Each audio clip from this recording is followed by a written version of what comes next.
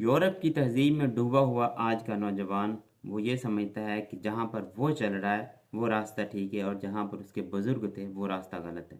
हर जदीद चीज़ को वो कहता है कि ये मेरे लिए बेहतर है और हर कदीम और गुजरी हुई चीज़ से वो नफ़रत और घिन खाने लगता है। ऐसा नौजवान असल में अफरंग ज़दा होता है। जिस तरह अल्लामा इकबाल ने भी इसी मौजू को इसी नज़म में बांधते हुए ये कहा कि आज का जो नौजवान है वो सर तपा डूबा हुआ है अफरंग के लिबास में। वज़ा में तुम हो नसारा तो तमद्दन में हुनूद, तुम मुसलमान हो जिसे देख के शर्माए यहूद। यही सूरत हाल है कि जो नौजवान है वो जिद्दत पसंद है, इतना जिद्दत पसंद है कि वो कदामत की कोई चीज़ को पसंद करना गवारा नहीं करता। अब उसमें चाहे बुजुर्गान दीन आ जाते हैं, उनके बड़े आ जाते हैं, उनको समझाने वाले आ जाते हैं, या कुछ भी ऐसा जो कदामत पसंद हो, जो कदीम चीज़ हो, उससे वो दूर होने की कोशिश करता है और अपने आप को जदीद और मॉडर्न बनाने की कोशिश करता है।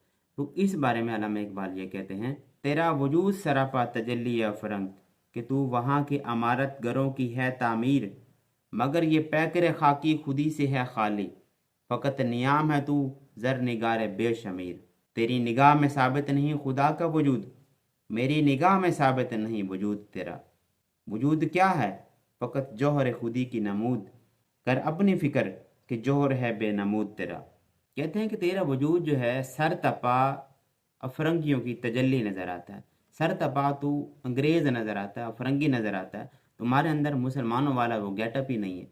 एक गेटअप होता है ना, हर दीन का, हर मज़हब का, हर इलाके का अलग अलग गेटअप होता है। मुसलमान होने के बावजूद भी तुम में वो चीज़ नज़र नहीं आती कि तुम मुसलमान हो। देखने से पता नहीं चलता कि तुम मुसलमान हो। हकीकत तो ये है कि इंसान के गेटअप से इंसान के दीन का, इंसान की नस्ल का पता लग जाना चाहिए। लेकिन इंसान इस वक्त, जो आज का नौजवान है, इतना बदल चुका है कि उसके देखने से पता ही नहीं लगता कि वो मुसलमान है या नहीं है। इतना वो अपने आप को अफरंगी की तजल्ली में उसने अपने आप को डाल लिया। ये जो तेरा पैकर खाकी है ये खुद ही से खाली है। मतलब ये हुआ कि तू ऊपर से रंग बिरंगा है, एक रंग बिरंगी नियाम है, लेकिन तुम्हारे अंदर खुदी की तलवार नहीं है।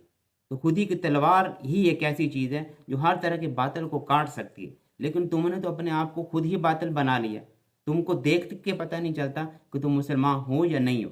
तुम्हारी खुदी इस हद तक ज़ाया हो चुकी है कि तुम ये समझते हो कि खुदा का कोई वजूद ही नहीं है।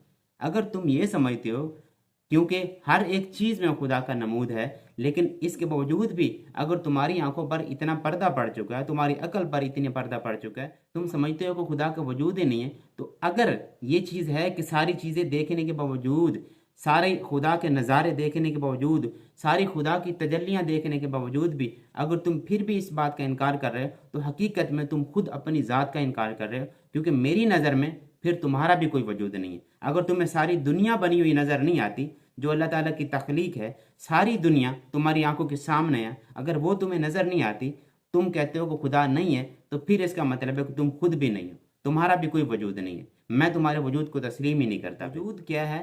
फ़कत जौहर खुदी का नमूद है, कि अगर तुम्हारे अंदर खुदी है तो फिर तुम्हारा वजूद किसी काम का है, वरना तुम्हारा वजूद नकारा है। तुम्हारे अंदर अगर गैरत है, मुसलमानों का दर्द है, और दर्द में पड़े हुए लोगों का तकलीफ़ आपको फील होती है, तो फिर तुम्हारी जो खुदी है ज़िंदा है, और ज़िंदा खुदी के साथ तुम्हारा वजूद काबिल कबूल है। अगर तुम्हारा वजूद में खुदी नहीं है तो तुम्हारा वजूद बेकार है। तो इसीलिए अपनी फ़िक्र कर, अपनी खुदी को ज़िंदा कर, क्योंकि जब तुम्हारी खुदी तुम्हारे अंदर नहीं है तो तुम्हारा वजूद भी काबिल कबूल नहीं है। अपनी गैरत व हमियत और अपनी खुददारी को ज़िंदा करो ताकि तुम्हारा वजूद तस्लीम किया जाए।